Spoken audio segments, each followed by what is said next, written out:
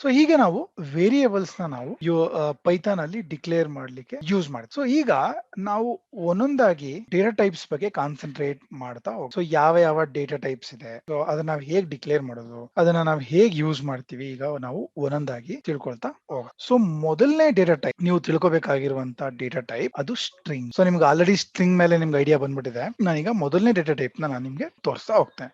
So ಈಗ ನಾನಿಲ್ಲಿ ಒಂದು ವೇರಿಯೇಬಲ್ ಡಿಕ್ಲೇರ್ ಮಾಡ್ತೇನೆ. ಫಾರ್ ಎಕ್ಸಾಂಪಲ್ ಕಂಪನಿ ಅನ್ನೋ ವೇರಿಯೇಬಲ್ ನಾನು ಡಿಕ್ಲೇರ್ ಮಾಡಿ. ಸೊ ಮೈಕ್ರೋ ಡಿಗ್ರಿ ಅನ್ನೋ ವೇರಿಯೇಬಲ್ ನಿಮ್ಗೆ ಆಲ್ರೆಡಿ ಗೊತ್ತು. ನಾನು ಏನಾದ್ರೂ ಇದನ್ನ ಮಲ್ಟಿಪಲ್ ಲೈನ್ಸ್ ಡಿಕ್ಲೇರ್ ಮಾಡಬೇಕು ಅಂದ್ರೆ ನಾನು 3 ಸಿಂಗಲ್ ಕೋಟ್ ಇಂದ ಯೂಸ್ ಮಾಡ್ತೀನಿ. ಮತ್ತೆ ನಾನು ಇದ್ರೊಳಗಡೆ ಯಾವ್ದಾದ್ರು ಸಿಂಬಲ್ ನ ನಾನು ತೋರಿಸ್ಬೇಕು ಅಂದ್ರೆ, ಫಾರ್ ಎಕ್ಸಾಂಪಲ್ ಡಾಲರ್ ನಾನು ತೋರಿಸ್ಬೇಕು, ಸಿಂಗಲ್ ಕೋಟ್ ನ ತೋರಿಸ್ಬೇಕು ಅಂದ್ರೆ ನಾನು ಎಸ್ಕೇಪ್ ಕ್ಯಾರೆಕ್ಟರ್ ಯೂಸ್ ಮಾಡ್ತೇನೆ. ಸೊ ಹೇಗೆ ನಾನು ನಿಮ್ಗೆ ಎಕ್ಸ್ಪ್ಲೈನ್ ಮಾಡಿದ್ದೇನೆ ಅದೇ ಬಿಹೇವಿಯರ್ ನೀವು ಸ್ಟ್ರಿಂಗ್ ವೇರಿಯೇಬಲ್ ಡಿಕ್ಲೇರ್ ಮಾಡಬೇಕಾದ್ರೂ ಕೂಡ ನೀವು ಯೂಸ್ ಮಾಡಬಹುದು. ಸೊ ಅದಕ್ಕಿಂತ ಹೆಚ್ಚಾಗಿ ನಾವು ಸ್ಟ್ರಿಂಗ್ ವೇರಿಯೇಬಲ್ಸ್ ಅಲ್ಲಿ ಸ್ಲೈಸಿಂಗ್ ಅನ್ನೋ ಒಂದು ಕಾನ್ಸೆಪ್ಟ್ ನ ನಾವು ಯೂಸ್ ಮಾಡ್ತೇವೆ. ಏನಿದು ಸ್ಲೈಸಿಂಗ್? ಸೊ ಇದು ಯೂನಿಕ್ ಪೈಥಾನ್ ಅಲ್ಲಿ ಈ ಸ್ಲೈಸಿಂಗ್ ಅನ್ನೋದು ಒಂದು ವಿಶೇಷತೆ. ಇದರಲ್ಲಿ ಸ್ಲೈಸಿಂಗ್ ಇಂದ ಏನ್ ಮಾಡ್ಬೋದು, ನಾವು ನಮಗೆ ಬೇಕಾಗಿರುವಂತ ಕ್ಯಾರೆಕ್ಟರ್ಸ್ ಅಥವಾ ಎಲಿಮೆಂಟ್ಸ್ ನ ನಾವು ಎಕ್ಸ್ಟ್ರಾಕ್ಟ್ ಮಾಡ್ಬೋದು. ಆಯ್ತಾ? ಸೊ ನೀವು ಇಲ್ಲಿ ಕ್ಲೋಸ್ ಆಗಿ ಅಬ್ಸರ್ವ್ ಮಾಡಿ.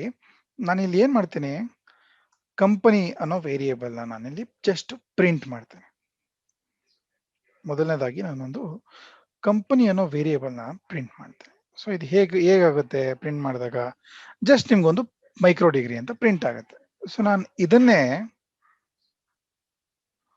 ಕೋಲನ್ 0 ಅಥವಾ 1 ಅಂತ 0 ಅಂತಾನೆ ಫಸ್ಟ್ ಯೂಸ್ ರನ್ ಮಾಡಿದ್ರೆ ಹೇಗೆ ವರ್ಕ್ ಆಗುತ್ತೆ ನಾವು ನೋಡಿ.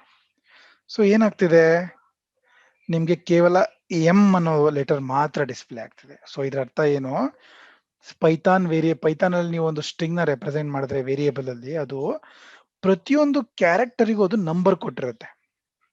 ಅಂದ್ರೆ ಎಂ 0 ಇಂದ ಸ್ಟಾರ್ಟ್ ಆಗುತ್ತೆ. 0 1 2 3 4 ಅದು ನಂಬರ್ ಕೊಟ್ಟಿರುತ್ತೆ. ಸೊ ಇದನ್ನ ಯೂಸ್ ಮಾಡ್ಕೊಂಡು ನಾವು ಸ್ಲೈಸ್ ಮಾಡ್ಬೋದು. ಅಂದ್ರೆ ಈ ಸ್ಟ್ರಿಂಗ್ ನ ನಾವು ಸ್ಲೈಸಿಂಗ್ ಮಾಡಿ ನಮ್ಗೆ ಬೇಕಾದನ್ನ ನಾವು ಎಕ್ಸ್ಟ್ರಾಕ್ಟ್ ಮಾಡೋದು. ಅದಕ್ಕೆ ನಾವು ಇದನ್ನ ಸ್ಲೈಸಿಂಗ್ ಅಂತ ನಾವು ಕರಿತೀವಿ.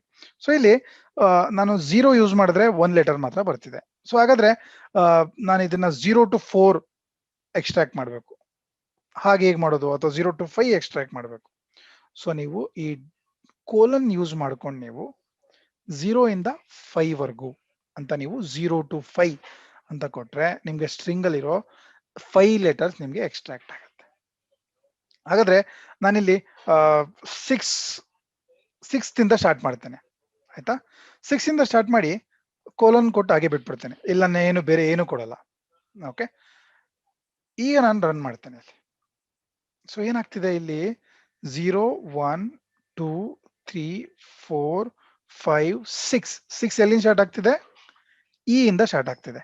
ಸೊ ನೀವು ಕೋಲನ್ ಕೊಟ್ಟು ಬೇರೆ ಯಾವುದೇ ನಂಬರ್ ಇಲ್ಲಿ ಕೊಟ್ಟಿಲ್ಲ ಅಂದ್ರೆ ಇ ಇಂದ ಎಲ್ಲಾ ಕ್ಯಾರೆಕ್ಟರ್ ನಿಮ್ಗೆ ಅದು ಡಿಸ್ಪ್ಲೇ ಮಾಡುತ್ತೆ.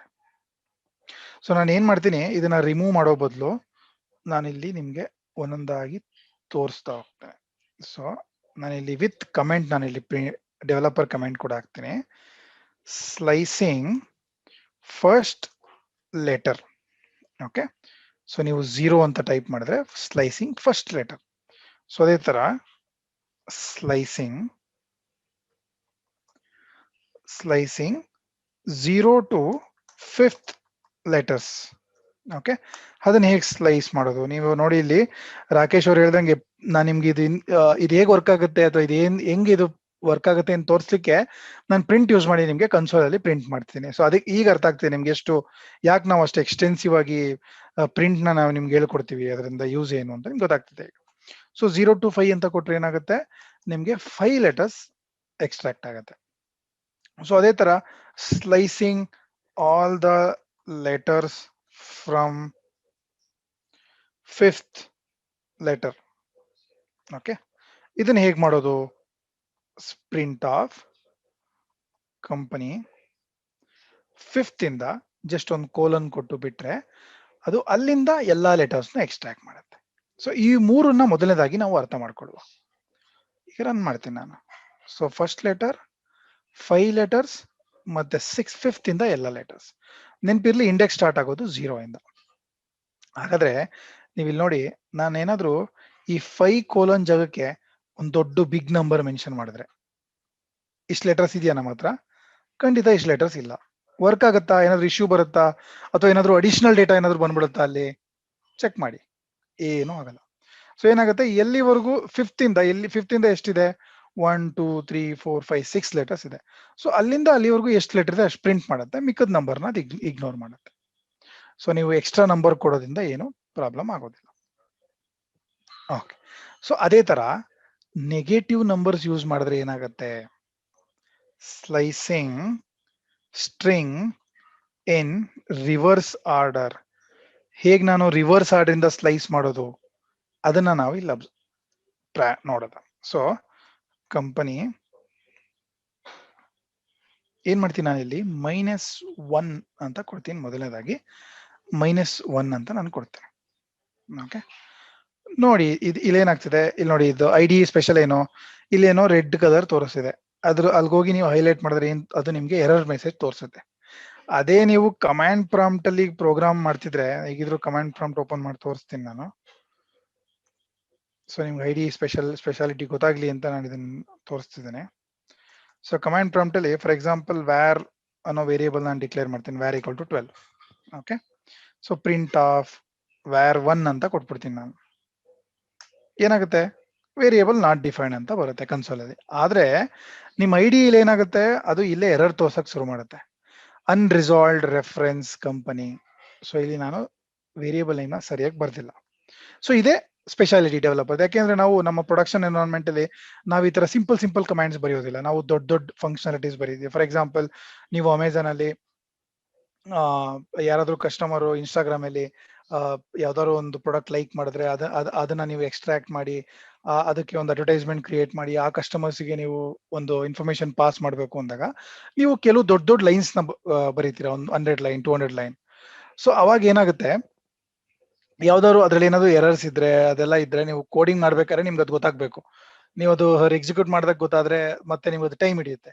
ಸೊ ಆ ತರದ್ದೆಲ್ಲ ಇಂಟ್ರಾಕ್ಟಿವ್ ಡೆವಲಪ್ಮೆಂಟ್ಗೆ ಈ ID ಟೂಲ್ ನ ಡೆವಲಪ್ ಮಾಡಿರ್ತಾರೆ. ಸೊ ಈಗ ನನಗೆ ಇಲ್ಲಿ ಇಶ್ಯೂ ಗೊತ್ತಾಯ್ತು, ನಾನು ಈಸಿಯಾಗಿ ಇದನ್ನ ಐಡೆಂಟಿಫೈ ಮಾಡಿದೆ. ಸೊ ಈಗ ನಾನು ರನ್ ಮಾಡ್ತಿದ್ದೇನೆ, ರಿವರ್ಸ್ ಆರ್ಡರ್ ಹೇಗೆ ಬಿಹೇವ್ ಆಗುತ್ತೆ ಅಂತ. ಏನಾಗ್ತಿದೆ, ರಿವರ್ಸ್ ಆರ್ಡರ್ ಅಲ್ಲಿ ಡೇಟಾನ ಅದು ಉಲ್ಟಾ ಇಂದ ರೀಡ್ ಮಾಡುತ್ತೆ. ಅಂದ್ರೆ ಹಿಂದ್ಗಡೆಯಿಂದ ರೀಡ್ ಮಾಡೋದಕ್ಕೆ ನಾನು ನೆಗೆಟಿವ್ ವ್ಯಾಲ್ಯೂಸ್ ನ ಯೂಸ್ ಮಾಡ್ಬೋದು. ಅರ್ಥ ಆಯ್ತಾ? ಸೊ ರಿವರ್ಸ್ ಆರ್ಡರ್ ಇಲ್ಲೇ ನಾನು ಏನ್ ಮಾಡ್ತೇನೆ, ಇನ್ನೊಂದು ಟೈಪ್ ಮಾಡ್ತೇನೆ. ಸೊ ಪ್ರಿಂಟ್ ಹಿಂದ್ಗಡೆಯಿಂದ ಲಾಸ್ಟ್ 5 ಕ್ಯಾರೆಕ್ಟರ್ಸ್. ಓಕೆ, ಸೊ -1:5 ಮತ್ತೆ ತಪ್ಪಾಗಿದೆ ಕಂಪನಿ, ಮತ್ತೆ ನಾನು ಪ್ರಿಂಟ್ ಮಾಡ್ತಿದ್ದೇನೆ. ಸೊ ಇಲ್ಲಿ ಏನಾಗ್ತಿದೆ, ನಾನು ಇದನ್ನೆಲ್ಲ ಮೊದಲನೇದು 0 5 ಲೆಟರ್ಸ್, 15 ಲೆಟರ್ಸ್ ಮತ್ತೆ -1. ಸೊ ಇಲ್ಲಿ ಯಾಕೋ ಪ್ರಿಂಟ್ ಆಗ್ತಿಲ್ಲ, ಏನೋ ಇಶ್ಯೂ ಆಗ್ತಿದೆ. ಏನಿರ್ಬೋದು ಇಲ್ಲಿ? ಪಾಸಿಟಿವ್ ನಂಬರ್, -1 ಇಂದ ಪಾಸಿಟಿವ್ ನಂಬರ್. ಇದನ್ನ ಮೈನಸ್ ಮಾಡಿ ನೋಡ್ತೇನೆ. ಸೊ ನಿಮ್ಗೆ ಈಗ ಗೊತ್ತಾಗುತ್ತೆ ನಿಮ್ಗೆ ಏನ್ ಇಶ್ಯೂ ಆಗಿದೆ ಅಂತ. ನೀವು ಇಲ್ಲಿ ಅಬ್ಸರ್ವ್ ಮಾಡಿ. ಸೊ ಏನಾಯ್ತು, ನೀವು ಈಗ ಇದನ್ನ ರೆಪ್ರೆಸೆಂಟ್ ಮಾಡ್ಲಿಕ್ಕೆ ಆಗಲ್ಲ. ಸೊ ಏನ್ ಮಾಡ್ಬೋದು, ನಾನು ನಿಮ್ಗೆ ತೋರಿಸ್ತಾ ಹೋಗ್ತೇನೆ ಇಶ್ಯೂನ ಏನಾಗುತ್ತೆ ಅಂತ. ಸೊ ನಾನು ಸುಮ್ಮನೆ -1 ಅಂತ ಸ್ಪೆಸಿಫೈ ಮಾಡಿದ್ರೆ ಅಥವಾ ನಾನು -2 ಅಂತ ಸ್ಪೆಸಿಫೈ ಮಾಡಿದ್ರೆ ಏನಾಗುತ್ತೆ, ಲಾಸ್ಟ್ ಇಂದ ಕ್ಯಾರೆಕ್ಟರ್ಸ್ ಅದು ತೋರಿಸ್ತಾ ಹೋಗುತ್ತೆ. ಇಲ್ಲಿ ಲಾಸ್ಟ್ ಕ್ಯಾರೆಕ್ಟರ್ 2 ಇರೋದ್ರಿಂದ ಲಾಸ್ಟ್ ಬಟ್ 1 ಕ್ಯಾರೆಕ್ಟರ್ ನಿಮ್ಗೆ ತೋರಿಸ್ತಿದೆ. ಸೊ ಹಾಗಾದ್ರೆ ನಾನು ಏನ್ ಮಾಡ್ಬೋದು ಇಲ್ಲಿ, 5:-2 ನೋಡಿ. ಈಗ ಇದು ಹೇಗೆ ಬಿಹೇವ್ ಆಗ್ತಿದೆ. ಇಲ್ಲಿ ನಾನು MicroDegree ಅಂತ ನಿಮ್ಗೆ ಇಲ್ಲಿ ಬರೆದು ತೋರಿಸ್ತೇನೆ, ಆಯ್ತಾ?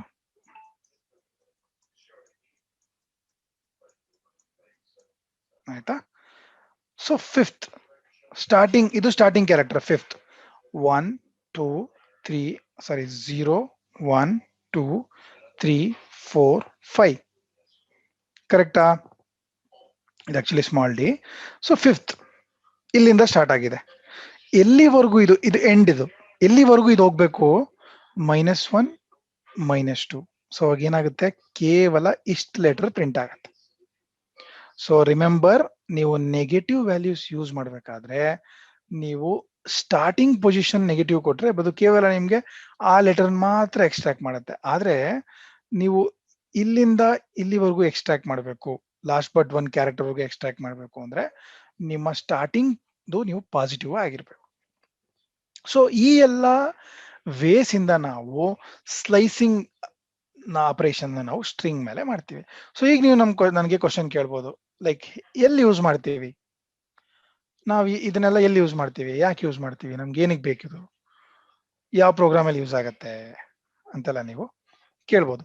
ಸೊ ಏನಾಗುತ್ತೆ, ಫಾರ್ ಎಕ್ಸಾಂಪಲ್ ಕೆಲವು ಸ್ಟ್ರಿಂಗ್ಸ್ ಇರುತ್ತೆ, ಅದರಲ್ಲಿ ನೀವು ಫಾರ್ ಎಕ್ಸಾಂಪಲ್ ನಾನು ನಿಮ್ಗೊಂದು ಅಮೆಝಾನ್ ಎಕ್ಸಾಂಪಲ್ನೇ ನಾವು ಈಸಿಯಾಗಿ ತಗೊಳ್ಳೋಣ. ಸೊ ವಿನೋ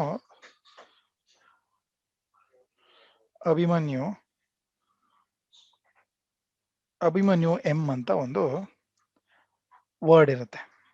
ಓಕೆ, ಸೊ ಇಲ್ಲಿ ಇದು ನನ್ನ ಅಡ್ರೆಸ್ ಅಲ್ಲಿ ನಾನು ಮೆನ್ಷನ್ ಮಾಡಿರೋದು. For example 4th cross Bangalore ಅಂತ ನನ್ನ ಅಡ್ರೆಸ್ ಇದೆ. ಸೊ ಅವರಲ್ಲಿ ಇದನ್ನ ಪ್ರಿಂಟ್ ಮಾಡ್ಬೇಕಾದ್ರೆ ಅವರಿಗೆ ಇದು ಇನಿಷಿಯಲ್ಲು ಇದೆಲ್ಲ ಬೇಕಾಗಿಲ್ಲ, ಕೇವಲ ಈ ಫಸ್ಟ್ ಲೆಟರ್ ಇದ್ರೆ ಸಾಕು, ಅವರಿಗೆ ಈ ಫಸ್ಟ್ ನೇಮ್ ಇದ್ರೆ ಸಾಕು.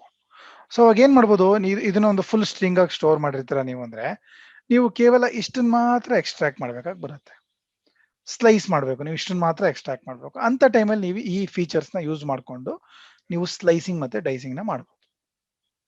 ಆದ್ರೆ ನೀವು ಸ್ಲೈಸ್ ಮಾಡ್ಬೇಕಾದ್ರೆ ಇದು ಹೇಗ್ ಬಿಹೇವ್ ಆಗುತ್ತೆ ಅಂತ ನೀವು ನೆನ್ಪಿಟ್ಕೊಳ್ಳಿ. ಮತ್ತೆ ಈ ಸ್ಕ್ವೇರ್ ಬ್ರಾಕೆಟ್ಸ್ ಅಲ್ಲಿ ನೀವು ಏನ್ ಮೆನ್ಷನ್ ಮಾಡ್ತೀರಾ ಸ್ಟ್ರಿಂಗ್ ಅಲ್ಲಿ, ಇದೇ ನಿಮಗೆ ಪ್ರತಿಯೊಂದು ವೇರಿಯಬಲ್ ಅಂದ್ರೆ ಲೀಸ್ಟ್ ಆಗ್ಲಿ, ಸೆಟ್ ಆಗ್ಲಿ, ಟ್ಯೂಪಲ್ ಆಗ್ಲಿ, ಬೇರೆ ಯಾವುದೇ ಡೇಟಾ ಟೈಪ್ ನೀವು ಕಲ್ತ ಆದ್ಮೇಲೂ ಅಲ್ಲೂ ಕೂಡ ಇದು ಯೂಸಿಗೆ ಬರುತ್ತೆ ನಿಮ್ಗೆ. ಸೊ ಸೇಮ್ ಬಿಹೇವಿಯರ್ ಕಂಟಿನ್ಯೂ ಆಗಿ ಹೋಗುತ್ತೆ. ಸೊ ಪೈಥಾನ್ ಅಲ್ಲಿ ಇನ್ನೊಂದು ಸ್ಪೆಷಾಲಿಟಿ ಏನಂದ್ರೆ, ಒಂದೊಂದು ವೇರಿಯೇಬಲ್ಗೆ ಒಂದೊಂದ್ ತರ ಸಿಂಟ್ಯಾಕ್ಸ್ ಇರಲ್ಲ. ಸೊ ನೀವು ಇಲ್ಲಿ ಒಂದನ್ನು ಕಲ್ತ್ರೆ ಅದನ್ನೇ ನೀವು ಇನ್ನೊಂದ್ ಕಡೆ ಮಿಕ್ಸ್ ಮ್ಯಾಚ್ ಮಾಡಿ ಯೂಸ್ ಮಾಡ್ಬೋದು. ಅದಕ್ಕೆ ಇದು ಸ್ವಲ್ಪ ಸಿಂಪ್ಲಿಫೈಡ್ ಲ್ಯಾಂಗ್ವೇಜ್ ಇದು.